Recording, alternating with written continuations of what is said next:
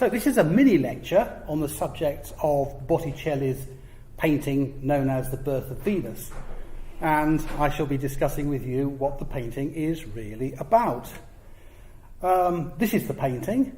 It is a very, very well-known painting, which is why I'm discussing it. But I want to give some indication of the range of ways a painting like this can be discussed. It's a celebrated work of art. It is the high point of a visit to the Uffizi Gallery in Florence. It is a major tourist attraction.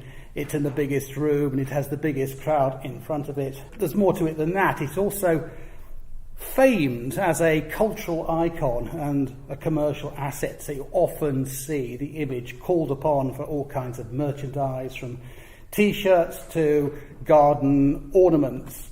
And then it's renowned as a landmark of European art. But we can examine this painting in other ways too, and I'm going to do so in relation to a series of specific questions. So, they're all framed as questions, so we'll begin like this and carry on. First of all, what is the painting subject? This isn't really very difficult to answer. There's a figure of Venus, goddess of love, in the middle, standing in a shell, being washed up on a beach, blown there by the winds you see on the left, and welcomed by a maiden that you see on the right. So that's the subject. But then there is this puzzling question, perhaps, of why is it that so many people like this painting so much? It must be something to do with the kind of linearity and harmonious design. It must be to do with the clarity and the brightness of the colours, the use of gold, and so on. So it has all those features in addition to this presentation of a beautiful young woman at the painting's centre. I might want to add at this point that the painting today probably isn't quite as glorious as it was originally, when the colours would have been brighter, especially the greens of the trees and the blue of the sky. So it would originally have been a feast of colour. Another question we might ask of the painting, and I'll come back to this later, is whether we think the painting has any faults. We might want to think about whether he could have done the anatomy of the woman better, or whether he could have represented the trees more accurately, or whether he could have done a more detailed or more logical landscape behind. And in some senses, these can all be regarded as not at the forefront of the leaders of Renaissance painting in his time. But I want to come back to that point in a little while's time. We can also link the painting, or can we, to particular innovations in art at this particular moment. Two in particular come to mind, and then a third follows from that. First of all, there is the novelty of representing the nude woman. It's a very unusual occurrence. There are very few paintings of nude individuals, nude women, from beforehand. They're usually restricted to representations of Eve, such as the one I'm showing you on the right. But what we have here is an image of a beautiful woman flouting her beauty, and one who is unusually and remarkably in direct engagement with the viewer. And this is a very striking characteristic of this work. Then there is the novelty of mythological art. And this, in the 1480s, was very much a new type of painting. So a painting of the Olympian gods dealing with mythological subject. And from that, we can then begin to think about how the painting could have connected with mythological texts. There are texts of many kinds which are connectable to this painting. So, for example, there is a description by the Roman writer Pliny of a famous painting by the famous Greek artist Apelles on the subject of Venus rising from the sea, which is the subject of Botticelli's painting. There are also passages, poems, which deal with Venus in remarkably similar ways. This is an extract from a Homeric hymn. It goes like this: "Of August, gold-wreathed and beautiful, Aphrodite I shall sing, to whose domain belong the battlements of all sea-loved Cyprus, where, blown by the moist breath of Zephyr," that's the west wind, "she was carried over the waves of the resounding sea on soft foam. The gold-filleted Horai, personifications of the times of the day, happily welcomed her and clothed her with heavenly raiment." So this is an ancient Greek poem, known at the time, which has similarities with the painting. But we might want to consider just how closely or otherwise the painting actually corresponds with the story. So there are many similarities, but there is not a one-to-one correspondence. Then equally, we can find modern texts, such as the famous poem by Angelo Poliziano, which again deal with similar subject matter. So I shall quote: "You alone, although chaste, may safely enter the realm of Venus and love. You alone rule over love poetry. Often love himself comes to sing with you. Having put down the quiver from his shoulder, he tries the strings of your beautiful lyre. But joyful spring is never absent. She unfolds her blonde and curling hair to the breeze and ties 1,000 flowers in a garland. This harmony accompanies your sons, fair Venus, mother of the Cupids. Zephyr, the west wind, bathes the meadow with dew, spreading 1,000 lovely fragrances.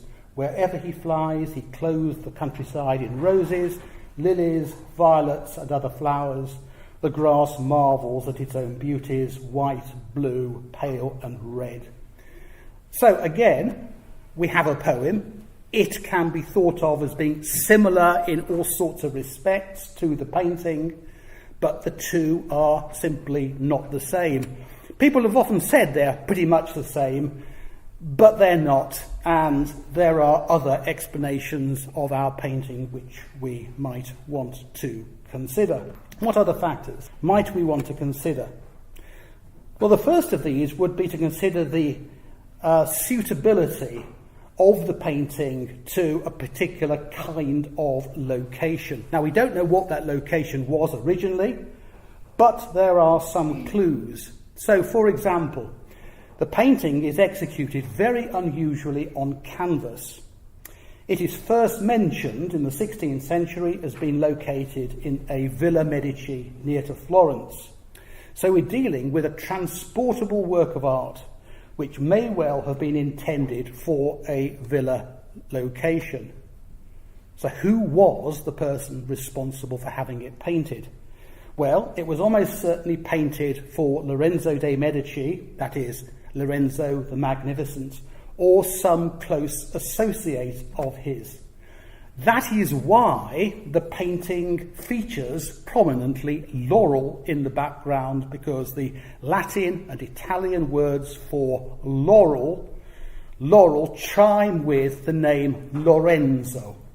So I'm seeking to find an explanation for the laurel, and the explanation would seem to be the similarity with the name Lorenzo.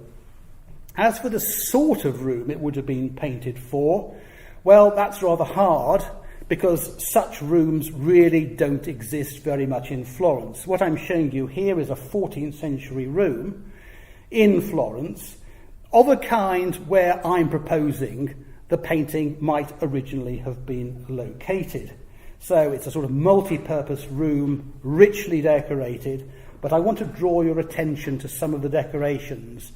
The rich colours, the Arcadian treatment of stories around an upper frieze which depicts amorous subject matter.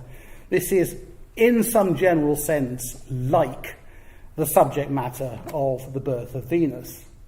Or here's another room in the Palazzo Davanzati in Florence, and I just want to draw your attention to the imitation wall hangings on the wall, which perhaps helps us understand why there is a kind of aspect to the Birth of Venus which may remind us of tapestries. So it's the kind of work of art which would fit into an environment of the sort that I'm representing in these interiors from Palazzo Davanzati.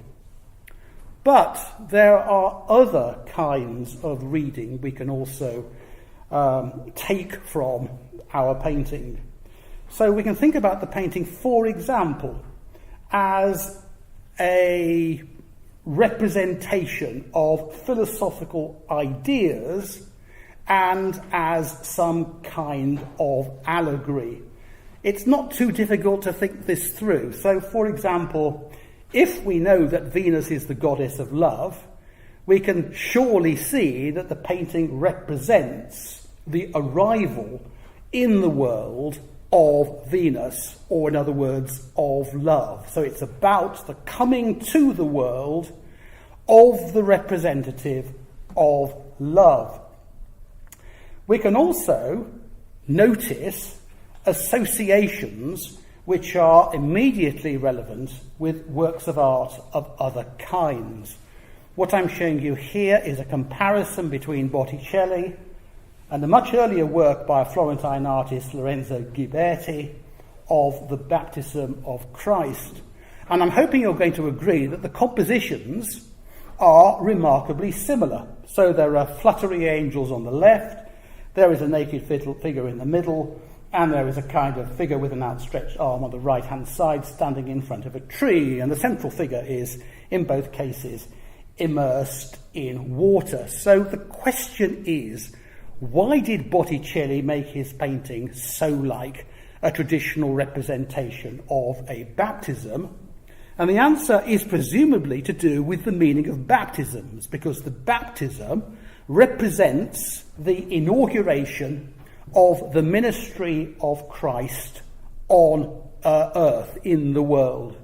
So correspondingly, Botticelli's painting represents the inauguration of the ministry of love in the world. So you're supposed to see the similarities with a baptism in Botticelli's image of the birth of Venus, which would therefore have a comparable meaning.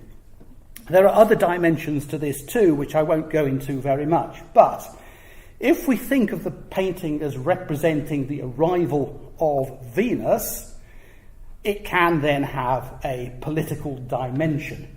The arrival of Venus is being associated with laurel, which references Lorenzo the Magnificent, and the many flowers in the painting are then representative of Florence, the word meaning city of flowers.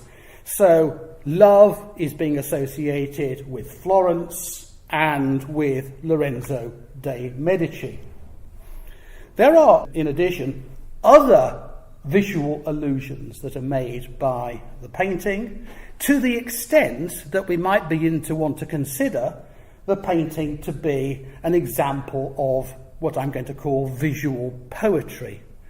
So, for instance, the idea of the goddess of love being born from a shell is an idea which is borrowed out of ancient Roman art, which sometimes depicts the goddess Venus as being encased in a shell.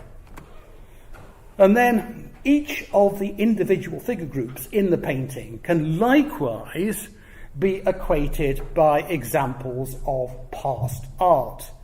So it's quite obvious, I think, that the pose and the deportment of the central figure recalls representations of Venus in ancient art. It's less well known that the group of flying figures, the winds on the left-hand side, chime with representations of such figures in ancient Roman art, such as this glorious cup I'm showing you on the left-hand side, which was a possession of Lorenzo the Magnificent. And then the figure on the right seems to be rather closely related to representations of maidens, which you can again find in ancient relief sculpture known at this particular moment. So the thing sort of borrows from all sorts of sources and puts them together into a new configuration, and in such a way that you can think about bits and pieces of the painting and make all sorts of associations, both with ideas and with other works of art. Now, finally, I'm going to come back to the problem which I mentioned at the start, which is the painting advanced or otherwise in its style? I mean, it's very flat. It's very unsophisticated from the point of view of the minuteness of the representation of nature. It makes a big comparison with another work from around the same period, this time of a baptism, by Andrea del Verrocchio and Leonardo da Vinci. So the compositions are similar, but the painting on the right by Verrocchio and Leonardo is all about nature, all about atmosphere, all about shadows, all about detailed representations of landscape. And in connection with landscape, it is quite interesting to note that Leonardo said of Botticelli, Botticelli paints very sorry landscapes. So taking all this into account, we might very reasonably conclude that the painting falls short of some people's ideas of a notion of artistic advancement. So that is the case. But the question then is, does the painting's style actually contribute to its subject and its merits? And I'm proposing that it does.